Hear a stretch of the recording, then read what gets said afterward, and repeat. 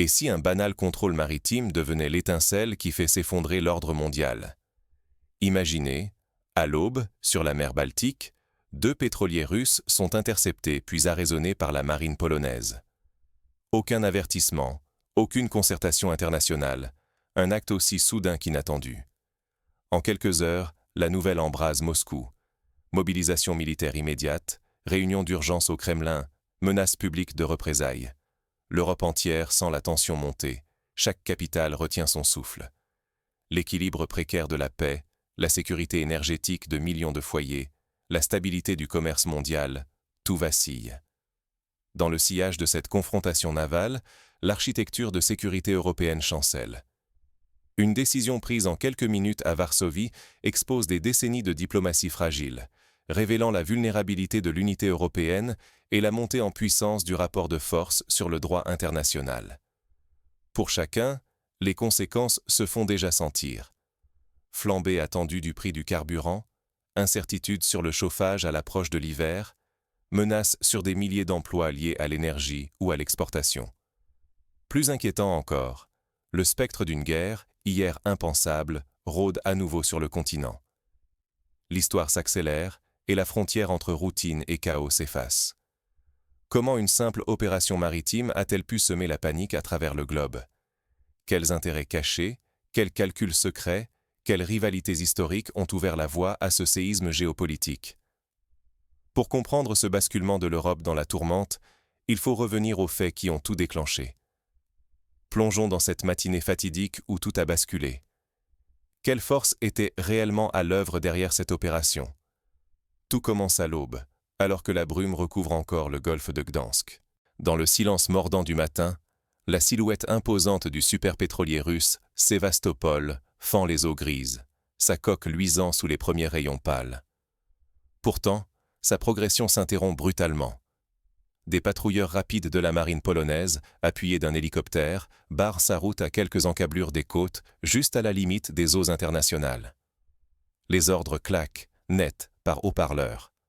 La voix glaciale d'un officier polonais intime à l'équipage russe de couper les moteurs et de se préparer à un contrôle immédiat, sous prétexte de vérifier la conformité du navire avec les sanctions européennes.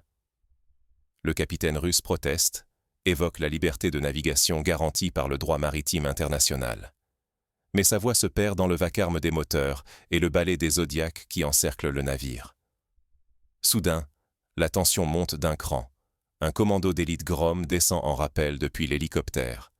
En moins de 5 minutes, les soldats polonais prennent d'assaut le pont, neutralisent l'équipage et arrachent toutes les radios.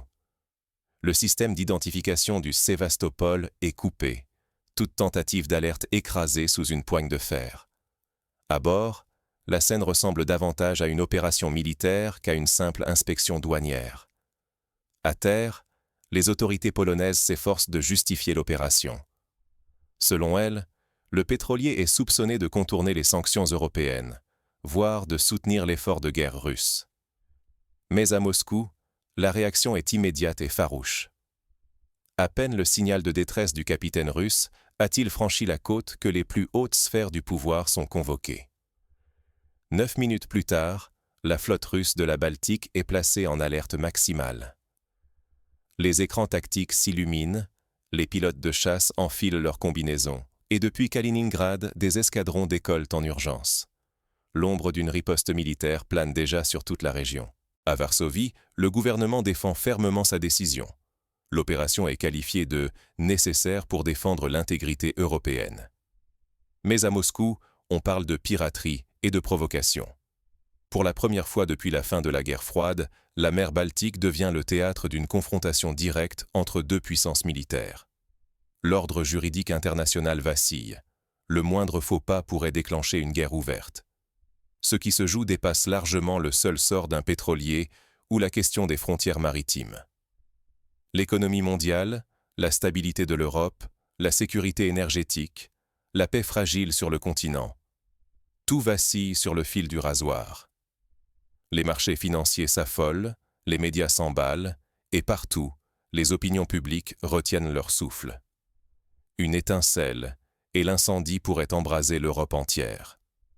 Pourtant, cet incident n'est que le signal d'alarme. Il marque le début d'une réaction en chaîne dont nul ne mesure vraiment la portée, ni à Moscou, ni à Varsovie, ni même à Bruxelles.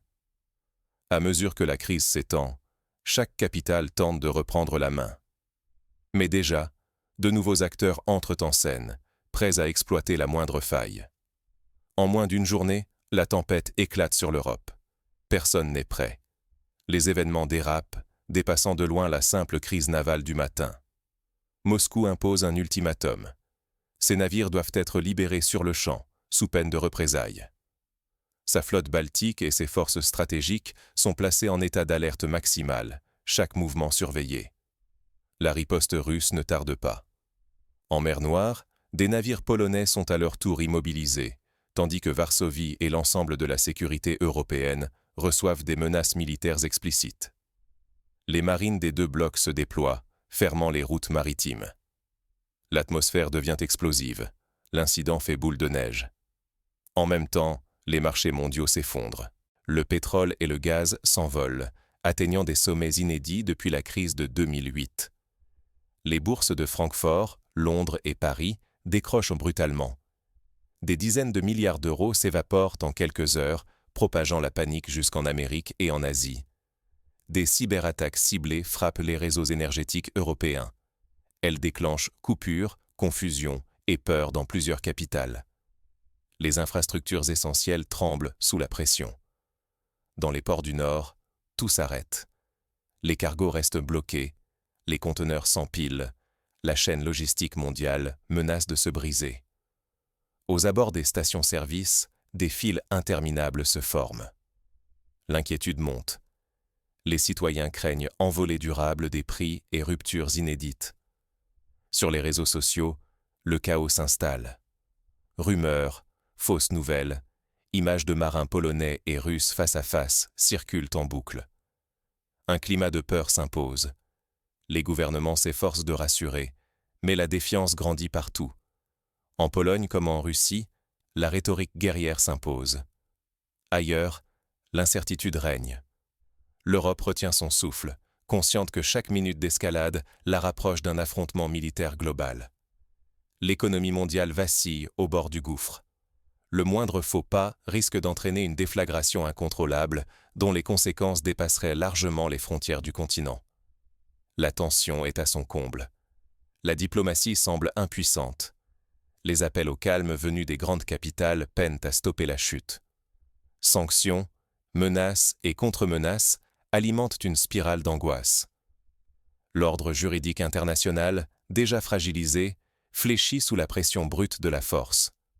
Jamais, depuis la fin de la guerre froide, l'équilibre mondial n'a paru aussi précaire. Dans ce climat de crise, tous les regards se tournent vers Bruxelles, où une réunion d'urgence s'organise. Les chefs d'État européens cherchent désespérément un moyen d'éviter la catastrophe. La crise en mer Baltique a mis à nu des fractures longtemps ignorées. Et si l'Europe cessait d'être un bloc uni? Les images de la saisie, en plein jour, de pétroliers russes par la marine polonaise font le tour du continent. Dans toutes les capitales, un choc s'installe. Ce n'est plus seulement une confrontation entre Varsovie et Moscou, mais l'ensemble de l'architecture transatlantique qui tangue. Au sein de l'Union européenne, les divisions s'exacerbent. L'Allemagne et la France plaident pour la retenue, cherchant la médiation à tout prix. Mais la Pologne, soutenue par quelques États baltes et nordiques, refuse de plier. Le consensus, si précieux jusque-là, vole en éclats. Les débats autour de la légitimité de l'opération et de la riposte à Moscou brouillent toute tentative de réponse unifiée. Pour la première fois depuis la chute du mur, l'unité européenne se fissure à vue d'œil. L'OTAN, elle aussi, vacille. Les États-Unis hésitent à s'impliquer davantage, redoutant une escalade impossible à contrôler. Derrière des portes closes, certains diplomates évoquent un moment Suez moderne, la cohésion occidentale menacée par des intérêts nationaux contradictoires. Même la clause de défense collective semble soudain abstraite face à la complexité juridique et militaire de la situation. La solidarité promise paraît lointaine. À Moscou, la stratégie est limpide. La Russie brandit la diplomatie de la force, reléguant le droit international au second plan. Le Kremlin annonce le déploiement de moyens militaires supplémentaires dans la Baltique et menace de représailles économiques massives. L'usage de la force, jusque-là tabou dans la région, s'impose comme un nouvel outil assumé de politique extérieure. La frontière entre opérations de police internationale et actes de guerre devient floue, dangereusement. À l'ONU, la stupeur domine. Le Conseil de sécurité s'enlise dans des accusations croisées d'hypocrisie et d'inaction. Impossible d'arracher une résolution commune. Sur le terrain, la crise s'aggrave. Dans plusieurs capitales européennes, les gouvernements vacillent sous la pression de l'opinion et des oppositions qui dénoncent l'impuissance des institutions. Le chaos gagne les ports de la Baltique. Les évacuations précipitées de diplomates et d'expatriés commencent dans la confusion. Mais la crise ne se limite plus aux politiques ou aux militaires. À tout moment, elle menace de tourner à la catastrophe humanitaire et écologique. Le spectre d'une pollution massive, d'une explosion industrielle en mer ou d'un naufrage de supertankers plane sur la région. Un accident suffirait à disperser des hydrocarbures sur des milliers de kilomètres de côte, mettant en danger la faune, la santé et les moyens de subsistance des populations riveraines. Les ONG multiplient les alertes, mais le monde politique garde les yeux rivés sur les rapports de force. En arrière-plan, c'est tout l'ordre mondial hérité de la Seconde Guerre mondiale qui chancelle. Le principe d'inviolabilité des frontières, la confiance dans les institutions internationales, la primauté du droit sur la force, tout cela paraît soudain fragile, désuet. Si la mer Baltique devient un champ de bataille, alors plus rien ne garantit la stabilité ailleurs. Mais la tension n'a pas encore atteint son sommet. Un événement imprévu va faire basculer la crise dans l'inconnu. Comment défendre vos intérêts et entrevoir l'avenir dans ce chaos inédit? La question ne relève plus de l'abstraction. L'incident en mer Baltique, loin d'être une simple actualité, provoque des ondes de choc qui atteignent chaque foyer européen. Concrètement, préparez-vous à voir les prix du carburant et de l'énergie s'envoler. Derrière ces hausses, un effet boule de neige menace toute la chaîne des produits de base, depuis l'alimentation jusqu'au transport. Si la crise perdure, des ruptures d'approvisionnement pourraient surgir, exposant des milliers de salariés à l'incertitude et au chômage technique. Le spectre d'un effondrement monétaire plane sur les économies fragiles. Les devises de certains pays pourraient chuter, détruisant en quelques semaines le pouvoir d'achat et l'épargne de millions de citoyens. Ce n'est plus seulement la sécurité d'un État qui vacille, mais la stabilité quotidienne de chacun. Cette crise révèle la vulnérabilité extrême de nos réseaux logistiques mondiaux. En quelques heures, un acte militaire isole des régions entières et fait chanceler un système commercial que l'on croyait inébranlable. Notre dépendance à l'énergie, souvent invisible mais vitale, redevient le point névralgique de chaque foyer, chaque entreprise, chaque collectivité. Dans ce contexte, la désinformation devient une arme redoutable. Les flux d'informations, parfois contradictoires ou manipulés, peuvent façonner la panique, détourner les regards, brouiller la compréhension des véritables enjeux. Il devient indispensable d'exercer un esprit critique, de comparer les sources, de refuser les conclusions hâtives. La résilience n'est plus une spécialité réservée aux experts en gestion de crise. Elle doit devenir un réflexe quotidien. Posez-vous les questions essentielles. Quelles sont vos alternatives si une pénurie survient? Êtes-vous prêt à affronter une inflation brutale, à faire face à des restrictions, à gérer des tensions sociales? Ignorer ces signaux d'alerte, c'est accepter de subir l'histoire, sans comprendre ni anticiper. La lucidité et l'initiative sont plus que jamais de mise. À l'orée d'une ère de turbulence, la vigilance individuelle et collective s'impose comme la première ligne de défense. Il revient à chacun de surveiller, d'anticiper, de s'informer et de se préparer, pour ne pas être pris au dépourvu lorsque tout bascule. Mais alors, comment s'adapter concrètement à cette nouvelle réalité? La suite explore les stratégies à adopter pour traverser la tempête. Le futur reste à écrire. Il dépendra, avant tout, de notre vigilance collective. Nous venons d'assister à un véritable basculement. L'incident en mer Baltique n'est plus un simple accident naval. Il expose la faille profonde de l'ordre européen que nous pensions solide. En l'espace de quelques heures, la stabilité construite depuis la fin de la guerre froide s'est retrouvée suspendue à un fil. Il serait illusoire de croire que cette crise ne concerne que quelques chancelleries. Varsovie, Moscou, Bruxelles, Berlin, Pékin. Les choix faits dans ces capitales auront des répercussions directes sur notre quotidien. La stabilité de l'économie mondiale chancelle. La sécurité énergétique de l'Europe entière s'avère plus précaire que jamais. Nous sommes entrés dans une ère où la force brute tente d'imposer sa loi, reléguant les traités internationaux et le dialogue au second plan. Dans les eaux glacées de la Baltique s'ouvre le premier acte d'une ère de tension accrue, où chaque acteur lutte pour préserver ses intérêts vitaux. La moindre erreur, le moindre dérapage pourrait entraîner des conséquences irréparables. Rester spectateur, c'est accepter de subir des hausses de prix, des pertes d'emplois, le recul du pouvoir d'achat et l'angoisse d'une escalade militaire. C'est aussi risquer de voir vaciller la confiance dans les institutions internationales qui, jusqu'à présent, garantissaient une relative stabilité dans nos vies. Mais l'histoire n'est jamais figée.